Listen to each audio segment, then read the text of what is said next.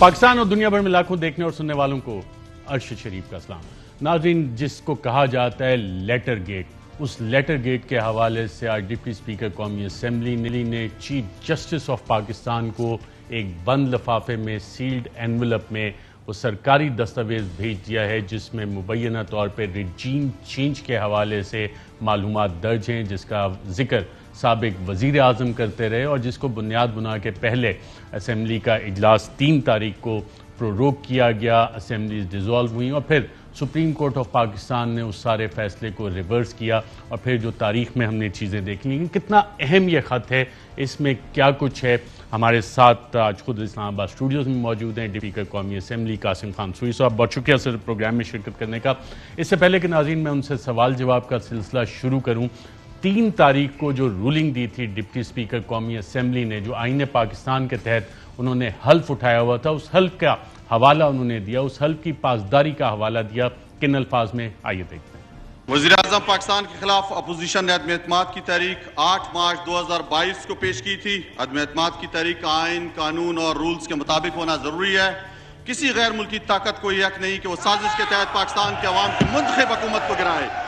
वजीर कानून ने जो नुकात उठाए हैं वो दुरुस्त है, वैलिड है, लिहाजा मैं रूलिंग देता हूं कि अदम एतमाद की करारदाद आइन और कौमी मुख्तारी व आज़ादी से मुनाफी है और रूल्स और ज़ाब्ते के खिलाफ है। ये करारदाद में मुस्तरद डिसअलाउ करने की रूलिंग देता हूं। ईवान की कार्रवाई प्रोग की जाती है। फरमान में इस्लामी जमहूरिया पाकिस्तान के दस्तूर के आर्टिकल 54 की शिक 3 के तहत तजवीज़ करदा इख्तियारात को बरबेकार लाते हुए कौमी असम्बली का 25 मार्च 2022 को तलब करदा इजलास इसके काम के इख्तिताम पर बाज़रिया हाज़िर बर्खास्त करता हूँ। जी नाज़रीन, आपने ये हल्फ भी सुना और फिर फैसला भी सुना स्पीकर कौमी असम्बली का, और अंडर द कॉन्स्टिट्यूशन और रूल्स जो डिप्टी स्पीकर है उसके पास तमाम इख्तियारात होते हैं स्पीकर के। लेकिन आपका ये फैसला सुप्रीम कोर्ट ऑफ पाकिस्तान ने रिवर्स कर दिया। उस ऑर्डर में क्या आपको पता लगा कि किस आर्टिकल के तहत रिवर्स हुआ? आर्टिकल 69 की जो वॉल थी, जो बैरिस्टर अली ज़फ़र ने आर्गूमेंट दिया, वो कैसे क्रॉस हुई, वो पता लगा आपको? देखें, आपको भी पता है, आप कई प्रोग्राम्स भी कर चुके हैं अरशद साहब इस बारे में, कि ये जो मरासला है ये हम सबको पता है कि 7 तारीख को उस मुल्क से आया और 8 तारीख को हतम एतमाद यहाँ पे पेश होती है वज़ीर आज़म इमरान खान के ख़िलाफ़। तो आप देखें उस मरासले में साफ लिखा हुआ है कि जो वहाँ पे मुलाकात होती है हमारे सफ़ीर के साथ, उसके अंदर वो जो एक गरूराना तकबराना तौर पर जिस तरह हमारे सफ़ीर को धमकाया जाता है और जिस तरह उन्हें बताया जाता है कि आपके मुल्क में हतम एतमाद आ रही है, और उस हतम एतमाद के अंदर आपके वज़ीर आज़म का नाम बकायदा वहाँ पे मैंने खुद पढ़ा है वो लेटर, वो जो मरासला है आप पढ़ चुके हैं, उन कॉन्स्टिट्यूशनल पोजीशन होल्डर्स में आप शामिल हैं जिन्होंने वो खत पढ़ा है। असद कैसर ने जब इस्तीफ़ा दिया तो एज ए एक्टिंग स्पीकर कौमी असम्बली वो मरासला मेरे पास आया और वो मैंने पढ़ा, और मुझे आप यकीन करें मेरा शर्स जो है वो सर शर्म से झुक गया कि हम 22 करोड़ आवाम 59 इस्लामिक ममालिक में मुनफरिद मुल्क जो इस्लाम के नाम पे बना हो, वाहिद मुल्क है, और वो मुल्क जिसके पास सबसे बड़ी अफवाज है और एक मुनज़्ज़म इदारा है पाक अफवाज, उसके साथ साथ एटमी ताकत रखते हैं मुल्क, उसके बावजूद कोई हमें इस तरह धमकाता है। एक आका और गुलाम का ये रिश्ता जो हमारे पुराने हुक्मरानों ने रखा हुआ था, क्या ये एक आज़ाद कौम की हैसियत से हम जी रहे हैं? खुद मुख्तार मुल्क है कि आप यकीन नहीं करेंगे जिस तरीके के साथ उसमें लिखा गया है, और वो उसमें मीटिंग में उसको धमकाया गया है हमारे सफ़ीर को। तो मैं आपको, आप यकीन करें कि कोई भी मेरी जगह पाकिस्तानी होता और वो वहाँ पे चेयर कर रहा होता कौमी असम्बली का इजलास और उसको ये चीज़ें पता चल चुकी होती, जब तक तो मैंने देखा नहीं था।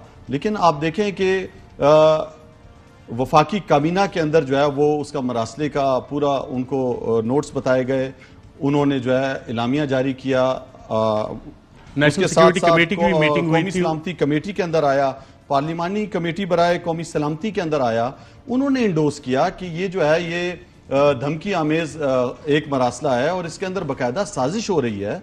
बैरूनी कुव्वतें चाहती हैं कि पाकिस्तान के अंदर हुकूमत की तब्दीली हो, और वो तब्दीली इस तरह हो कि हमारा जो वज़ीर आज़म है वो तब्दील हो जाए।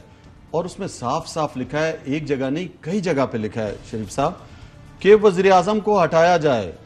किसके जरिए? अदम एतमाद के जरिए। और अगर वज़ीर आज़म हट जाते हैं تو ہم آپ کو معاف کرنے کا سوچ سکتے ہیں، اور اگر یہ تحریک کامیاب نہیں ہوتی تو سنگین نتائج دیکھنے پڑیں گے پاکستان کو. مجھے آپ بتائیں. اور یہ آپ خط پڑھ چکے ہیں؟ میں نے خود پڑھا ہے خط، میرے پاس تھا، اور میں نے جو ہے وہ سیل بند لفافے میں قومی اسمبلی کی طرف سے چیف جسٹس آف پاکستان کو بھجوایا، ان کے سیکرٹری نے باقاعدہ وہ ریسیو کر لیا. آپ نے صرف یہ خط بھیجا ہے یا کیبنٹ کے اور این ایس سی کے منٹس بھی بھیجے اور جو لاسٹ کیبنٹ ہے اس کے بھی منٹس بھیجے اور فیصلہ بھیجا ہے، اور اس پہ ڈیمانڈ کیا کیا آپ نے؟ دیکھیں میں نے وہ پورا مراسلہ جو جس طرح مجھے آیا تھا وہ مراسلہ میں نے دوبارہ سیل لفافے میں بند کیا ہے اور ان کو بھیجا ہے کہ آپ خود دیکھیں. وہ جو رولنگ اگر میں نے دی تھی تو میں نے وہ جو سلامتی کونسل جو ہے ہماری یہاں پہ کمیٹی جو ہے اس نے باقاعدہ اس کو قومی سلامتی کمیٹی نے انڈوز کیا ہوا ہے، اس کو وفاقی کابینہ نے انڈوز کیا ہوا ہے، اس کو قومی اسمبلی کی سلامتی کمیٹی نے انڈوز کیا ہوا ہے. میں اس کی طرف آتا ہوں ناظرین. جو deputy speaker Qasim Khan sorry نے اس بات دوبارہ خط جب لہرایا اور بتایا کہ اب یہ خط ان کے پاس ہے 11 تاریخ کو، کیا کہا قومی اسمبلی پہ، فلور آف دا پارلیمنٹ پہ، آئیے دیکھتے ہیں. میں وفاقی کابینہ کے جو مجھے یہ اجازت سے ڈسکلاسیفائیڈ کیا گیا ہے یہ مراسلہ میں سپریم کورٹ کے چیف جسٹس پاکستان کو سیل کر کے مراسلہ قومی اسمبلی کی طرف سے بھیجتا ہوں. آج اس چیز کی سزا دی گئی وزیر اعظم عمران خان صاحب کو کہ وہ غلامی نہیں مان رہا تھا، ایک خود مختار پاکستان کی بات کی. میں نے جو کچھ کیا حلف اور آئین کی پاسداری کرتے ہوئے ایک محب وطن پاکستانی کی حیثیت سے کیا. میں کسی دوسرے غیر ملکی ایما پر پاکستان کی حکومت کی تبدیلی جو کہ قوم کی عزت، انا، بقا کے خلاف ہونے کے ساتھ ساتھ آئین شکنی کے زمرے میں بھی آتی ہے، اسے روکنے کے لیے ہر پوری کوشش کرتے رہیں گے انشاءاللہ. میرا ضمیر گوارا نہیں کرتا کہ میں اس کارروائی کا حصہ بنوں. میں اس چیئر سے اٹھوں گا. جی ناظرین، آپ نے سنا، اور سابق وزیر اعظم عمران خان صاحب نے 31 تاریخ کو غالباً کہا تھا کہ میں اس سازش کو کامیاب نہیں ہونے دوں گا. کیا کہا تھا انہوں نے، آئیے دیکھتے ہیں.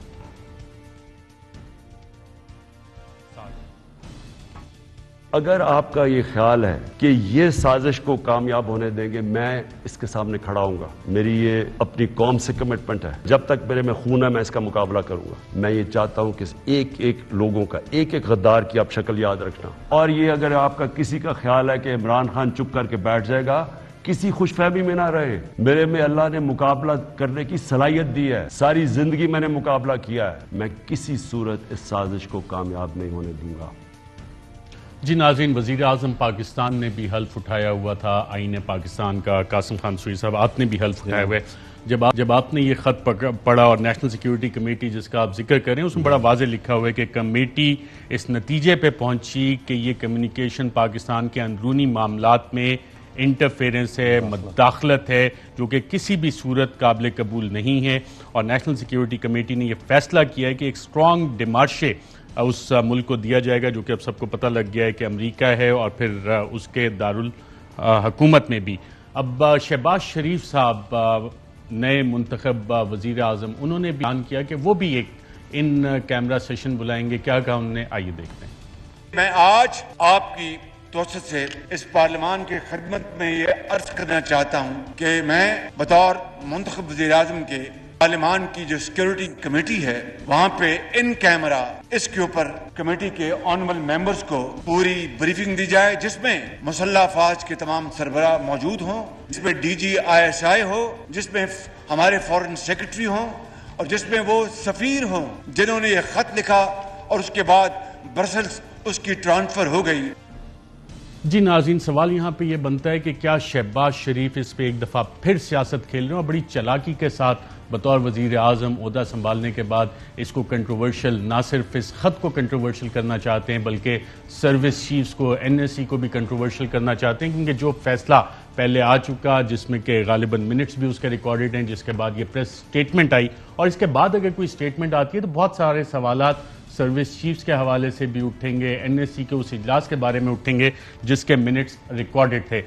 اپوزیشن کو بلایا گیا تھا پارلیمان کی سیکیورٹی کمیٹی میں، اس وقت ان کا سٹینس کیا تھا، کیوں نہیں آئے؟ بالکل یہ نہیں آئے، یہ آنا نہیں چاہتے تھے. تو خود اس سازش کے تحت یہاں پہ جو حکومت کی تبدیلی ہو رہی تھی، جو وزیر اعظم عمران خان کے خلاف عدم اعتماد آئی تھی، اس کے کردار ہیں یہ تو خود آقا کی غلامی قبول کر کے اس ساری سازش کا حصہ بنے ہوئے تھے. اور منحرف اراکین کہاں سے آئے؟ دیکھیں بہت سے قومی اسمبلی کے ممبران کو نہیں پتا تھا اس سازش کا، لیکن یہ جو سرکردہ جو لوگ ہیں جن کو اب یہ جو فائدہ اٹھائیں گے جو حکومت میں آ رہے ہیں، تو یہ آپ مجھے بتائیں، یہ خود جن پہ کیسز بنے ہوئے ہیں 16 ارب روپے کے جن پہ کیسز ہیں، کرپشن کے چارجز لگے ہوئے ہیں، جو خود عدالتوں میں جانا تھا، وہ آپ مجھے بتائیں کہ وہ وزیر اعظم بن جاتا ہے اس ملک کا، یہ کیسا آزاد ملک ہے؟ سپریم کورٹ آف دیکھیں پاکستان میری ریکویسٹ ایز اے قومی اسمبلی کے اسپیکر کے میں نے وہ بھیجا انہیں، اور ایک جب تک وہ کمیشن نہیں بناتے، وہ خود سپریم کورٹ کے چیف جسٹس صاحب کو دیکھنا چاہیے کہ کس طرح کی سازشیں ہوتی ہیں، کس طرح بیرونی مداخلت ہوتی ہے، کس طرح کی کٹ پتلی حکومتیں آ کے بیٹھتی ہیں۔ کیا وہ پاکستان کی عوام کا دفاع کریں گی یا اس حکومت کا جس کے کٹ پتلی یہ بنے ہیں؟ آپ مجھے بتائیں کیا آزاد ملک ہے؟ وزیر اعظم عمران خان کو کس چیز کی سزا دی گئی؟ آزاد خارجہ پالیسی کی سزا دی گئی؟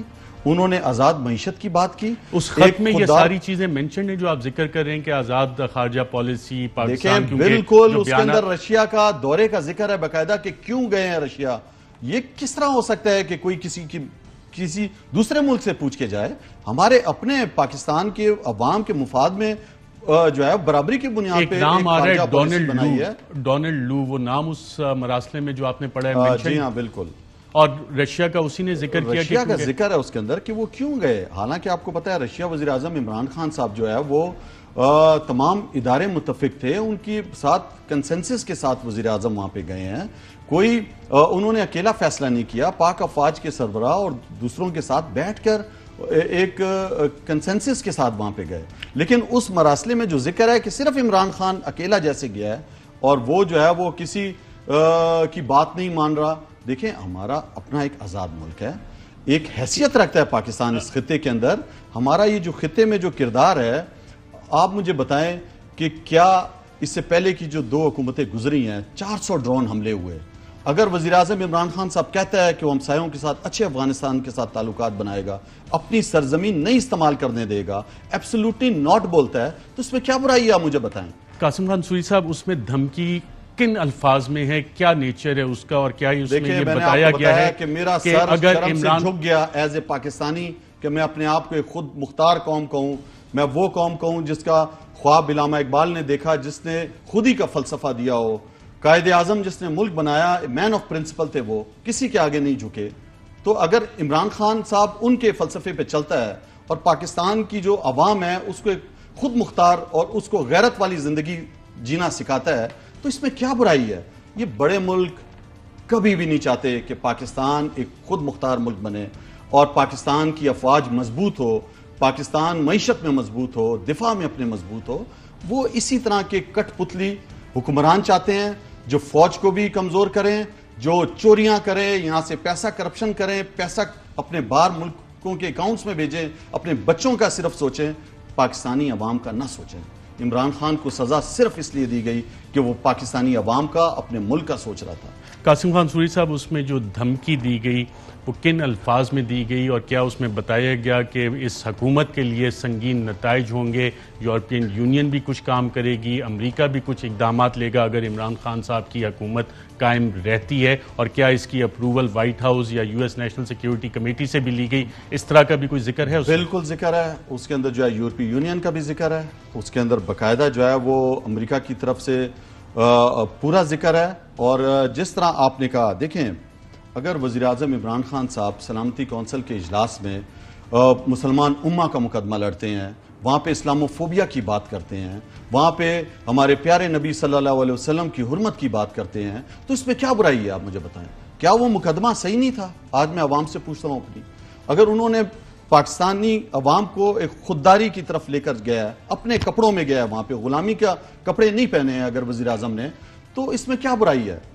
دیکھیں اگر ایک زندہ قوم رہنا ہے ہم نے، اگر ہم نے غیرت سے زندگی جینی ہے، اگر غلامی کی زنجیریں توڑنی ہیں، تو میں آپ کو بتاؤں کہ یہ بھکاریوں والا طرز نہیں چلے گا کہ ہم بھکاری ہیں اور ہم نے تو اپنے آقا کے آگے سر جھکانا ہے۔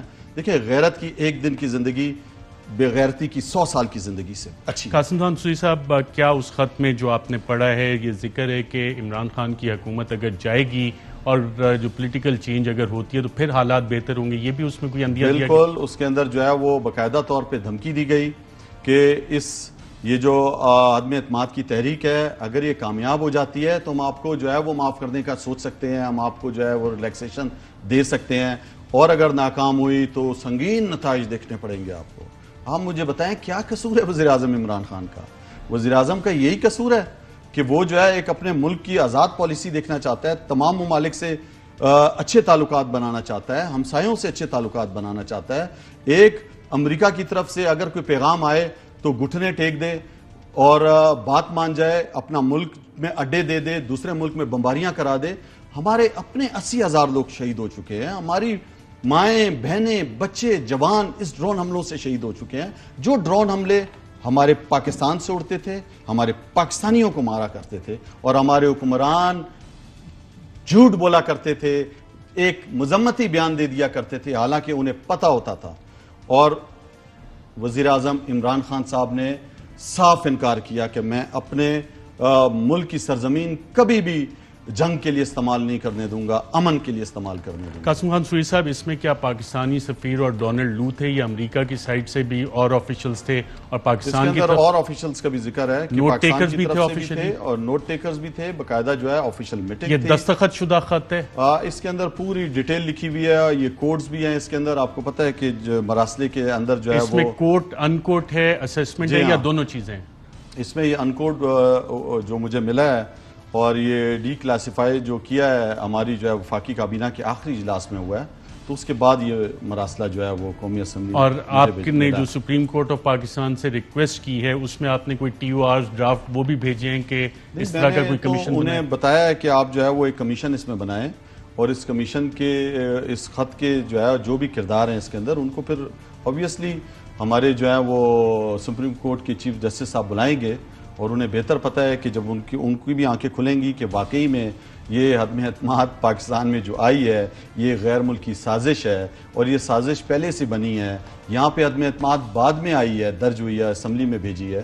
تو یہ سارے میں سمجھتا ہوں کہ میں نے تو جو وزیر اعظم کے انتخاب کا جو مرحلہ تھا، آپ یقین کریں میرا ضمیر گوارا نہیں کر رہا تھا کہ میں اس کارروائی کا حصہ بنوں، میں اٹھ کے چلا گیا اس کارروائی سے۔ اور وزیر اعظم عمران خان نے استعفیٰ بھی دیا، اپنی حکومت کری۔ ناظرین آپ کو یاد کراتے ہیں جب میمو کیس ہوا تھا تو اس وقت کالا کوٹ پہن کے، اگر دل راجہ آپ کو یہ ویژول دکھا سکیں، کالا کوٹ پہن کے نواز شریف خود سپریم کورٹ آف پاکستان گئے تھے، اور میمو جو میمورینڈم تھا جو ایڈمرل مائک ملن کو لکھا گیا تھا، نہ اس پہ کوئی تاریخ تھی نہ اس پہ کوئی دستخط تھا، اور سپریم کورٹ آف پاکستان نے اس کے اوپر باقاعدہ ایک جوڈیشل کمیشن بنایا۔ اس جوڈیشل کمیشن کی سربراہی کر رہے تھے آنریبل جسٹس قاضی فائز عیسیٰ صاحب، اور جو آنریبل جسٹس قاضی فائز عیسیٰ اور دیگر ممبران جو اس میں شامل تھے، ان کی باقاعدہ فائنڈنگ آئی اس انڈیٹڈ انسائنڈ صفحے کے اوپر کہ میمورینڈم ایک حقیقت تھا، اور حسین حقانی نے پاکستان سے غداری کی۔ آنریبل جسٹس قاضی فائز عیسیٰ کی یہ فائنڈنگ تھی، اس حوالے سے یہ ریکارڈ پہ موجود ہے۔ آپ نے ٹویٹ کی کہ میمو کمیشن کا طرز کا ایک کمیشن بنایا جائے، اس پہ تو دستخط بھی کوئی نہیں تھے، یہ سرکاری دستاویز ہے، تمام چیزیں اس میں آفیشیل ریکارڈ کے تحت پروو ہو رہی ہیں، اور اس لیے آپ میرا اصل میں مقصد ہے کہ تحقیقاتی یہ کمیشن بنایا جائے سپریم کورٹ کا، اور وہ باقاعدہ اس کی تحقیقات کرے، نہ کہ جو ابھی جو اس سازش کے تحت، غیر ملکی سازش کے تحت جو کردار اب پاکستان کی حکومت میں آئے ہوئے ہیں، وہ کرپٹ مافیا جو آج حکومت میں بیٹھ گیا ہے اور وزیر اعظم اور عہدے سنبھال رہا ہے، اگر وہ تحقیقات کریں گے تو آپ مجھے بتائیں وہ کیا تحقیقات ہوں گی۔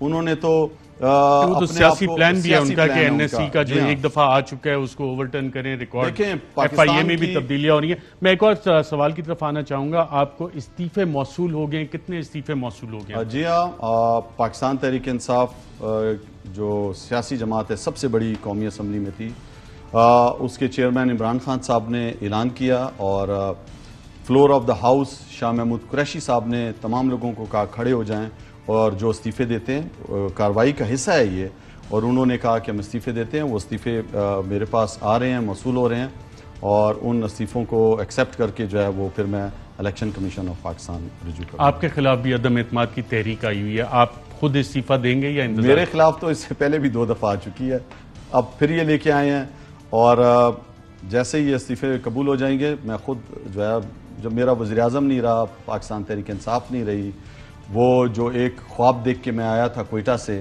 کہ پاکستان کو ایک عظیم ملک بنائیں گے، پاکستان کو ایک آزاد ملک، ایک آزاد خارجہ پالیسی ہوگی، ایک آزاد معیشت ہوگی، تمام صوبوں کو جو ہے وہ ان کے حقوق ملیں گے، تو یہ تو خواب پورا نہیں ہوا. یہاں پہ تو وہ غلامی والا سلسلہ ہے. یہاں پہ تو اوپر سے کوئی تاریں ہلاتا ہے اور ادھر سارا سسٹم جو ہے وہ ہل جاتا ہے. تو انشاءاللہ اس کے خلاف جس طرح عوام نکلی ہے، دیکھیں آپ جس طرح وزیراعظم عمران خان صاحب خود بھی نہیں نکلے، ان کی کال پہ جسٹ پورا پاکستان نکلا ہے. یہ ایک تسکین کا باعث ہے کہ پاکستان کی عوام سمجھ چکی ہے کہ اس طرح آزادی کے لیے جدوجہد کرنی پڑے گی، باہر نکلنا پڑے گا. اور ان غلاموں کو، یہ بہت کمزور ہے، میں آپ کو بتاؤں، یہ بکے ہوئے لوگ ہیں، یہ کرپٹ لوگ ہیں، ان کو اپنا مفاد عزیز ہے، عوام کا مفاد عزیز نہیں ہے. یہ چال چل کے دوسروں کے اشاروں پہ آتے ہیں. میں آپ کو یقین دلاتا ہوں کہ اگر عوام کھڑی ہو گئی، اور انشاءاللہ کھڑی ہو رہی ہے، آپ دیکھنا ان کا عبرت کا نشان بنیں گے یہ لوگ. یہ جو پاکستان کے ساتھ کھیل رہے ہیں، کھلواڑ کر رہے ہیں ہمارے اس ملک کے ساتھ، اور یہ سمجھتے ہیں کہ بس ہمارا ہی 2-3 ہی خاندان ہیں جو بس اس ملک میں حکمرانی کر سکتے ہیں، باقی میرے جیسا ایک عام آدمی پاکستانی جو ہے وہ صرف ان کی غلامی کرے گا. تو میں آپ کو بتاؤں کبھی بھی ہم ان کی غلامی نہیں کریں گے، جدوجہد کریں گے انشاءاللہ. عوام کے پاس جائیں گے، اور عوام سمجھدار ہو گئی ہے، عوام نکل رہی ہے اپنے حق کے لیے. قاسم خان سوری صاحب، بہت شکریہ پروگرام کے سیگمنٹ شرکت کرنے کا. جی ہاں ناظرین، پاکستان کی عزت دار غیور عوام نکل پڑی ہے اپنی ذہنی غلامی کی جو زنجیریں ہیں وہ توڑنے کے لیے. اور جو مراسلہ جس طرح ڈپٹی اسپیکر قومی اسمبلی قاسم خان سوری نے بتایا، جنہوں نے خود یہ خط پڑھا ہے، اس میں کیا چیزیں وہ honourable chief justice of Pakistan کو موصول ہو چکا ہے، اس کی باقاعدہ ریسیونگ آ چکی ہے. اس پہ کیا کارروائی ہوگی وہ آنریبل چیف جسٹس صاحب یقیناً اس پہ جو بھی اقدامات لیں گے اس سے قوم کو ہم آگاہ کریں گے. یہاں پہ ناظرین ایک وقفہ لیتے ہیں، وقفے کے بعد دوبارہ آپ خدمت میں حاضر ہوتے ہیں اور بات کریں گے کچھ ایف آئی اے میں تبدیلیاں، ایف آئی اے کے اختیارات، اور کچھ پکڑ دھکڑ کا سلسلہ بھی ہو رہا ہے. کچھ لسٹوں پہ نام ڈالے گئے، رات 1:45 پہ کس کے حکم سے ڈالے گئے سفارتی پاسپورٹ نواز شریف کے لیے. ایک وقفے کے بعد ویلکم بیک ناظرین. سابق وزیر اعظم عمران خان کہہ رہے تھے کہ یہ سارا ڈرامہ ہو رہا ہے NRO 2 کے لیے، اور کچھ ایسے اقدامات کیے گئے کرپشن کیسز میں جس میں ماضی کی تاریخ آپ کو دوبارہ دہرائی جاتی ہوئی نظر آتی ہے. شہباز شریف کا جو asset beyond known sources of income کا 16 ارب کا منی لانڈرنگ کا کیس ہے، اس میں FIA کے ڈائریکٹر محمد رضوان کو 8 اپریل 2022 کو تبدیل کر دیا گیا، لمبی چھٹی پہ بھیج دیا گیا. granted leave on full pay with effect from 11th April 2022 onward on his own request. اکثر ذاتی وجوہات پہ ہوتی ہیں لیکن معاملے پیچھے چل رہے ہوتے ہیں. آج یہ اطلاعات بھی آئیں کہ FIA کی ٹیم جس کو ایک دفعہ پہلے تبدیل کر کے کراچی بھیجنے کی کوشش کی گئی تھی، شہباز شریف نے باقاعدہ ان کو اس کیس میں، جو شہباز شریف صاحب کا کیس ہے، ان کو تبدیل کر کے اب کراچی بھیجا جا رہا ہے، جس مین انویسٹیگیٹنگ آفیسر جو ہیں وہ بھی اس کیس کے شامل ہیں. یہ بھی NRO 2 کی طرح کیا ایک طرف ایک قدم ہے کہ پروسیکیوشن کی ٹیم ہی تبدیل کر دی جائے، IO جو کہ انتہائی اہم گواہ ہوتا ہے اسی کو تبدیل کر دیا جائے. ساتھ ساتھ یہ اطلاعات بھی آئیں کہ سابق کنوکٹڈ وزیر اعظم نواز شریف کو سفارتی پاسپورٹ ایشو کیا جائے. جو اس وقت اشتہاری ایک ملزم اور مجرم بھی ہیں، اسحاق ڈار، ان کو بھی پاسپورٹ ایشو کیا جائے کہ انہوں نے بھی پاکستان آنے ہیں. تو سوال ہے کہ کیا کنوکٹڈ مجرم کو سفارتی پاسپورٹ ایشو ہو سکتا ہے. ساتھ ایک اور معاملہ بھی ہوا کہ 10 تاریخ کو رات 1:45 پہ FIA نے سٹاپ لسٹ پہ چند افراد کے نام ڈالے، جس میں بیرسٹر شہزاد اکبر اور شہباز گل صاحب بھی شامل تھے، DG اینٹی کرپشن نفیس گوہر اور محمد رضوان ڈائریکٹر FIA، جو کہ اسی کیس کی تحقیقات کر رہے تھے. اس حوالے سے ناظرین بات کریں گے. ہمارے ساتھ اسلام آباد اسٹوڈیوز میں موجود ہیں بیرسٹر پنسوٹا صاحب، جنہوں نے آج اسلام آباد ہائی کورٹ میں اس کیس کی پیروی بھی کی، اور ساتھ میں لاہور سے جوائن کر رہے ہیں ابو ذر سلمان خان نیازی صاحب، ماہر قانون ہیں. آپ دونوں کا پروگرام میں شرکت کا شکریہ. پہلے تو بیرسٹر پنسوٹا صاحب، آپ نے اس میں جو آرگو کیا کہ رات 1:45 پہ 10 تاریخ کو انعام PNIL پہ ڈالے، تو کس کے حکم سے ڈالے گئے؟ کچھ جواب ملا؟ میری ارشد صاحب 2-3 سبمیشنز تھی. میرا ایکچولی انٹرسٹ یہ نہیں تھا اور میرے کلائنٹ کا بھی یہ نہیں تھا کہ ہمارا نام یہاں ڈال دیا. وہ کہتے ٹھیک ہے ہم نے پاکستان سے جانا یا نہیں جانا، پرابلم یہ تھی کہ کون سے قانون کے تحت اور کس نے ڈالا ہے. اب قانون جو ہے وہ 27/4/2018 کی ایک پالیسی ہے, بشیر میمن صاحب نے اس کو ایشو کیا ہوا تھا, اور اس پالیسی کے تحت یہ واچ لسٹ, اس کو بلیک لسٹ بھی بولتے ہیں, ون ٹائم سٹاپ لسٹ بھی بولتے ہیں, اس کو ایشو کرنے کے لیے prime minister and the cabinet. میرا سوال صرف اطہر منیلا صاحب سے آج یہ تھا جو میں نے ادھر ریز کیا کہ 1:45 پہ پرائم منسٹر کون تھا پاکستان کا, یہ ہمارے جنرل نالج کے لیے اضافہ اس میں کیا جائے, اور ساتھ ان کی کیبنٹ کون تھی. دوسری بات یہ ہے کہ ایک شخص جس کے اگینسٹ آپ نے ججمنٹس دینی ہے اس پوائنٹ پر, سپریم کورٹ کی ججمنٹ ہے, ہائی کورٹ کی ججمنٹ ہے اسلام آباد, کہ یہ واچ لسٹ بلیک لسٹ جو ہے انلیگل ہیں.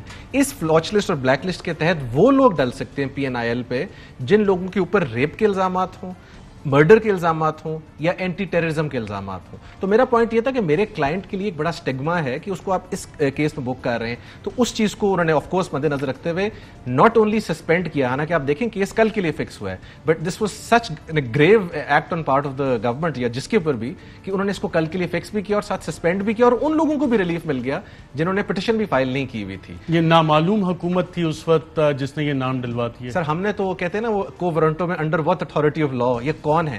میری ایکچولی زیادہ ریلائنس اس پر ہوگی کل بھی کہ جناب بتایا جائے کس نے کیا. اور اس حوالے سے سیکرٹری انٹیریئر اور DGFI کو طلب کیا جی سر, ان سے ریکارڈ بھی منگوایا ہے, ان کو طلب بھی کیا ہے میرا خیال, جو کہ آرڈر سے سمجھ آتا ہے, اور ان سے کہا کہ ریسپانسبل آفیسرز بھیجیں اور بتائیں مجھے ریکارڈ سے کہ یہ پہلی تو بات ہے جب اس چیز کو میں انلیگل ڈکلیئر کر میں بھی سپریم کورٹ بھی, تو آپ اس پر لوگوں کو ڈالتے کیوں ہیں, ان لوگوں کو جن کو آپ نے ویسے روکنا ہے. اور آپ نے سٹارٹ میں اپنے ابتدائی میں بتا دیا کہ ڈاکٹر رضوان صاحب اس میں موجود ہیں, شہباز گل صاحب, یہ تمام لوگ جو بظاہر وہ تاثر ملتا ہے کہ وہ لوگ جن سے ان کو پرابلم تھی. اب اعظم خان صاحب بھی ہیں, سابق principal secretary to the prime minister. لیکن مزے کی بات یہ کہ یہاں پر یہ نہیں سمجھ آ رہی کہ جن کو پرابلم تھی وہ کون ہے. بالکل ٹھیک ہے. ابوذر سلمان نیازی صاحب, رات 1:45 پہ 10 تاریخ کو کون سی حکومت تھی جس نے یہ نام اس پہ سٹاپ لسٹ پہ ڈالے؟ کیا یہ نامعلوم انون جو ہیں یہ سامنے آئیں گے؟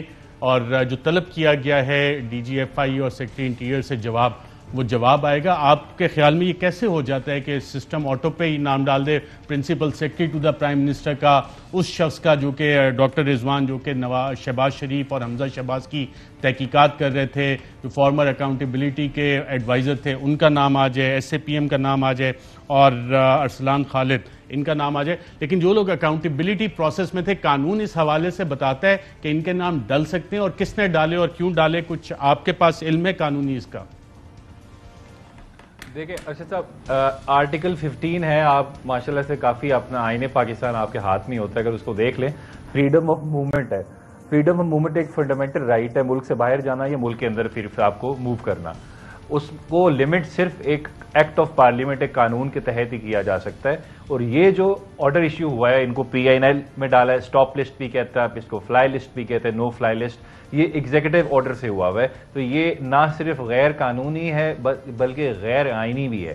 اور یہ اس وقت ایگزیکٹو کون تھا ملک میں جس نے کیا ہے, اور جنہوں نے یہ آرڈر پاس کیا ہے وہ پینلائز بھی ہو سکتے ہیں اس پہ, یا صرف یہی پتہ لگے گا, یا یہ کوئی پینلٹی بھی ہوتی ہے؟ لائٹر نوٹ ارشد صاحب, لائٹر نوٹ یہ ان لوگوں نے کیا ہے جو آج کل ڈائریکشنز دے رہے ہیں چینلز کو کہ پاکستان تحریک انصاف کے جو ہیں وہ جلسے نہ دکھائے جائیں, اور وہی لوگ ہیں جو FIA کو کہہ رہے ہیں کہ جی جو لوگ اپنا فریڈم آف ایکسپریشن ایکسپریس کر رہے ہیں ان کو ان کے گھروں سے اٹھائیں, آربیٹری اریسٹ کریں آپ لوگوں کو, ان کے آرٹیکل 14 ڈگنیٹی وائلیٹ کر کے ان گھروں میں گھس کے لوگوں کو اٹھائیں, ڈرائیں دھمکائیں. یہ وہی لوگ ہیں جو ڈائریکشن دے رہے ہیں لیکن وہ سامنے نہیں آتے, اور اس وجہ سے میرے خیال سے اطہر منیلا صاحب پہ بہت بڑی رسپانسبلٹی ہے. اس کیس کو وہ آگے چلائیں اور وہ پوچھیں کہ کس نے آرڈر کیا تھا, نہیں تو سیکرٹری انٹیریئر اور جو DGFI ہے ان کو پھر جواب دیں عدالت میں آ کے, نہیں تو مس یوز آف پاور کا کیس بنتا ہے.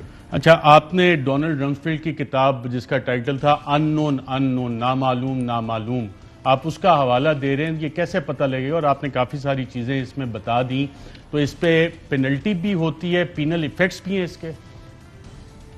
جی, جب آپ دیکھیں ایک ایگزیکٹو کا آفیسر جب مس یوز آف پاور کا مرتکب پایا جاتا ہے تو پھر اس کے اوپر ایفیشنسی یا ڈسپلن رولز کے انڈر اس کے اوپر مس کانڈکٹ کا کیس بھی بنتا ہے.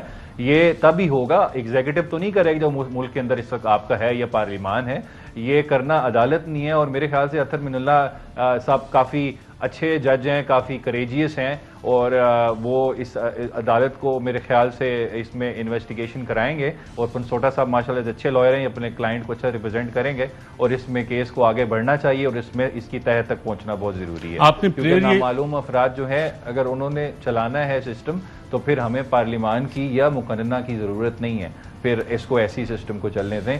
کیونکہ آرٹیکل 4 ہے جو کانسٹیٹیوشن کا, وہ کہتا ہے ہر انسان کا رائٹ ہے, he has to be treated in accordance with the law, اور یہ رول آف لا پہ قانون ملک چلے گا, یہ رول آف جنگل پہ نہیں چلے گا. بہت امپورٹنٹ آپ نے بات کی. آپ نے کوئی پریئر کی ہے اس حوالے سے کہ جن لوگوں نے یہ احکامات دیے ہیں وہ ریکارڈ بھی ہوگا اور ان کے خلاف قانونی کارروائی کی جائے اگر انہوں نے اپنے پاورز غلط استعمال کیے, اور یہ پتہ لگ جائے گا کہ آرڈر کس نے کیا؟ 100% پتہ لگ جائے گا جی. پہلے تو بات پریئر میں شامل ہے. جی جی جی, کیونکہ اینی ادر ریلیف میں تو نہیں کیس وہ چیز کورڈ ہوتی ہے, بٹ ہمارا اس میں آپ کو بتاؤں جو یہ اسٹاپ لسٹ کا آرڈر ہے یہ کرنا ہوتا ہے ڈی جی ایف آئی اے نے, تو یہ تو فار شیور ہمیں پتا ہے کہ ڈی جی ایف آئی اے نے یہ آرڈر کیا ہے. That's not an issue. Issue یہ ہے کہ جب اس قسم کا آرڈر ہوتا ہے it has to be backed by the prime minister and the cabinet. سوال کل یہ ہوگا جو کہ ایک موٹ کوسچن ہوگا, اور میں سمجھتا ہوں کہ عدالت کو اس پہ پورا ڈیلیبریٹ کرنا چاہیے کہ اس ٹائم پر پی ایم کون تھا اور کیبنٹ تو تھی ہی نہیں. امپورٹنٹ چیز یہاں پر میں ریز کرنا چاہتا ہوں, یہ جو ہم بار بار ریز کر رہے ہیں, میں شاید اس حد تک نہ جو میں یہ نہیں سمجھتا کہ ایجنسیز یا کوئی اور اس میں انوالو ہوں گے. میں سمجھتا ہوں کہ incoming P M was already so strong کہ اس کے آرڈرز ٹائم سے پہلے فالو ہو رہے تھے, کہ اس کے کہنے پر ادارے جو ہیں یا ڈی جی ایف آئی اے یا کوئی بھی وہ اتنا اسٹرانگلی ایکٹ کر رہے تھے کہ ان کو اتنی جلدی پڑی ہوئی تھی رات کو کہ آپ سنڈے کی رات. اور اس میں آپ بات بتاؤں جو 2012 کی ججمنٹ ہے سپریم کورٹ کی, اس میں لکھا ہوا ہے کہ جس شخص کو آپ نے پی این آئی ایل پہ بھی ڈالنا ہے اس کو آپ نوٹس دیں گے, وہی نوٹس جو یہ 63 میں کہتے ہیں کہ پارلیمنٹیرینز کو دینے ہیں ڈی سیٹنگ کے لیے, نوٹس دے کے اس کی بات سنیں گے, he shall be afforded an opportunity of being heard, پھر آپ وہ کریں گے تاکہ اگر اس کے پاس کوئی, آج بھی میرے کلائنٹ نے کورٹ میں کہا ہے کہ جی میرا باہر جانے کی انٹینشن نہیں ہے, بٹ میں اسٹگما کے ساتھ اسلام آباد پاکستان میں موو نہیں کر سکتا. اور پرنسپل سیکرٹری کا بھی نام ہے پرائم منسٹر سابق وزیر اعظم. یہاں پہ ایک وقفہ لیں گے. کچھ سیاسی ایکٹیوسٹ جو ہیں وہ بھی گرفتار ہو رہے ہیں, یہ کس کے احکامات پہ گرفتار ہو رہے ہیں, قانون اس حوالے سے کیا کہتا ہے, کون یہ گرفتاریاں کروا رہا ہے, چاہ رہا ہے. ڈونلڈ رمسفیلڈ کی کتاب ان نون نامعلوم نامعلوم, کیا یہ نامعلوم کبھی معلوم بھی ہوں گے؟ اور وقت آ گیا ہے کہ جتنے نامعلوم ہیں اور جو سیکوینس آف ایونٹس ہوا ہے ان کے چہرے سے ان نون سے نقاب کھینچا جائے. ایک وقفے کے بعد ناظرین اس پہ بات کرتے ہیں. ویلکم بیک ناظرین. بیرسٹر احمد پنسوٹا صاحب, کچھ خبریں آ رہی ہیں کہ سوشل میڈیا ایکٹیوسٹ بھی آج کل اٹھائے جا رہے ہیں, کس قانون کے تحت اٹھائے جا رہے ہیں, کچھ علم ہے آپ کو؟ فرینکلی اسپیکنگ جی, اس میں اس وقت جو ایگزسٹنگ لا جو سمجھ آتا ہے وہ تو پریونشن آف الیکٹرانک کرائم 2016 کا ہی سمجھ آتا ہے جس میں اٹھائے جا رہے ہیں, اور اس قانون کے اوپر مجھے اور آپ کو بات کرنے کی ضرورت اس لیے نہیں ہے کہ جسٹس اطہر من اللہ صاحب نے بڑی تفصیلی ججمنٹ لکھ دیا. فنڈامنٹل رائٹس پہ از ویری کلیئر. جس طرح سابقہ دور میں طور صاحب کو اٹھایا گیا, باقی لوگوں کو اٹھایا گیا, اسی طرح اس وقت جن لوگوں کو اٹھایا جا رہا ہے اس کے لیے بھی میں سمجھتا ہوں judiciary has to stand up. یہ پٹیشن تو ڈیفینیٹلی آ جائیں گی, بٹ یہ خود بھی اس طرح کے ایشوز پہ سو موٹو لینا چاہیے. دیکھیں وہ جو لوگ ہیں وہ غریب لوگ ہیں, ان کے لیے وہاں پہنچتا بھی کوئی نہیں ہے. کوئی بیچارہ ٹویٹر چلا رہا ہے, کوئی کچھ چلا رہا ہے, کیا وہ کر رہا ہے؟ وہ اپنی پارٹی کا یا کوئی ایک سرٹن موقف کو آگے بڑھا رہا ہے. انلیس کہ وہ موقف جو ہے وہ ہمارے آئین اور قانون کے متصادم ہے, آپ اس کو نہیں اٹھا سکتے. اور اس پہ بڑی کلیئرٹی دے دی ہے منلہ صاحب نے. فری اسپیچ تو فری اسپیچ دیکھیں جی, فری اسپیچ تو آئین اور قانون کے متصادم ہے. Free speech is subject to reasonable restrictions. کیا یہ ریزنیبل ہے کہ نہیں ہے یہ دیکھنا ہے, اور میرے نزدیک ان ریزنیبل ہے. ابوذر سلمان نیازی صاحب, یہ سوشل ایکٹیوسٹ اٹھائے جا رہے ہیں, کس قانون کے تحت اٹھائے جا رہے ہیں, کوئی حوالہ دے سکتے ہیں آپ, اور ان کی ریمیڈیز کیا ہیں اگر کوئکلی بتا سکیں؟ ارشد صاحب, جو لوگ اٹھائے جاتے ہیں وہ کبھی بھی کسی قانون کے تحت نہیں اٹھائے جاتے. یہ اٹھائے جاتے ہوتے ہیں لوگ جب کوئی منارکی ہوتی ہے, بادشاہت ہوتی ہے, یا کوئی ڈسپوٹزم ہوتا ہے ملک کے اندر, کوئی ڈکٹیٹر ہوتا ہے, یا جب کوئی بچہ نعرہ لگا دے کہ بادشاہ ننگا ہے, the emperor is naked. جی بالکل, ہاں, اس کو پھر بھی آپ اٹھا نہیں سکتے. قانون اپنا رستہ لیتا ہے, نوٹس بھیجتے ہیں, اس کو بلاتے ہیں, انکوائری ہوتی ہے, اس کے بعد اس سے پوچھا جاتا ہے, اپنی ایکسپلینیشن تو نہیں دے سکتا تو پھر ایف آئی آر ہوتی ہے, اس کے بعد پروسیکیوٹ ہوتا ہے. یہ نہیں آپ کسی کے گھر جا لیں, کسی کو اٹھا لیں. یہ کنگ لوئی کا زمانہ نہیں ہے, فرینچ ریولوشن کا, یا اولیور کرومویل کا ٹائم نہیں چل رہا 1650 کا, کہ آپ بس اٹھائیں بندے کو, جی چلو آپ نے یہ کیوں کیا ہے. طریقہ ہوتا ہے, قانون اپنا رستہ لیتا ہے, لیکن یہ نہیں آپ آربیٹری طریقے سے کسی بندے کو بھی اٹھا لیں. نوٹس دیں 161 162 سی آر پی سی کا, ایز اے وٹنس بلائیں, ایز اے ایکیوزڈ بلائیں. اور دوسری بات دیکھیں, ایف آئی اے کے کرمنل ڈیفیمیشن میں اطہر من اللہ صاحب نے بازو کاٹ دی ہیں. انہوں نے کہا تھا ایف آئی اے کوئی جورسڈکشن ازیوم نہیں کر سکتا جب کرمنل ڈیفیمیشن کا مسئلہ ہوگا. سیکشن 20 کو انہوں نے اسٹرائک ڈاؤن کیا, بالکل ٹھیک ہے, ساتھ ساتھ آرڈیننس کو بھی اسٹرائک ڈاؤن کیا. ابوذر سلمان نیازی صاحب, بیرسٹر احمد پنسوٹا کا پروگرام میں شرکت کا شکریہ. ناظرین, ماضی میں ہوتا تھا پرانی صدیوں میں کہ अहम तरीन खबरें अब एक क्लिक की दूरी पर। आपके पसंदीदा टॉक शोज हों या अहम मुल्की या गैर मुल्की शख्सियात की न्यूज कॉन्फ्रेंसेस, हर लम्हा बाखबर रहने के लिए सब्सक्राइब करें हमारा YouTube चैनल। मौसम की सूरत हाल हो या खेल के मैदान से खबरें, अपने मोबाइल फोन से मुल्की और बैनुल-अक़वामी अहम खबरों तक रसाई के लिए डाउनलोड कीजिए मोबाइल ऐप। बावसूख ज़राए से मुसद्दिका खबरों, तज्ज़ियों और तबसरों से मुस्तफ़ीद होने के लिए विजिट कीजिए पाकिस्तान की सबसे बड़ी न्यूज वेबसाइट www.arYnews.tv। इन सब के अलावा पाकिस्तान का सबसे बड़ा फेसबुक पेज हो, सबसे बड़ा न्यूज इंस्टाग्राम अकाउंट या फिर ट्विटर, ARY न्यूज पहुंचा रहा है खबरें सबसे पहले आप तक, ताकि आप रहें हर लम्हा बाखबर।